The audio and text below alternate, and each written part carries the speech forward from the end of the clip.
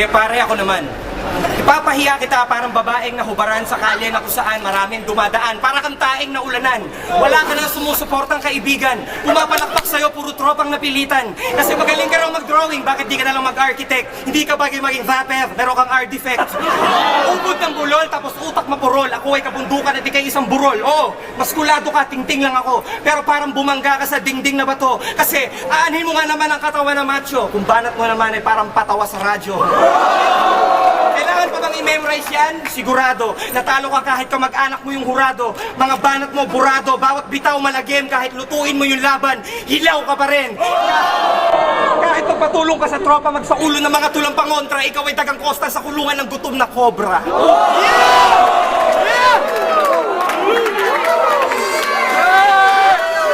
Tanginan, chinito ka. Akala mo kung sino ka, mag-English ka na lang para kunwari matalino ka.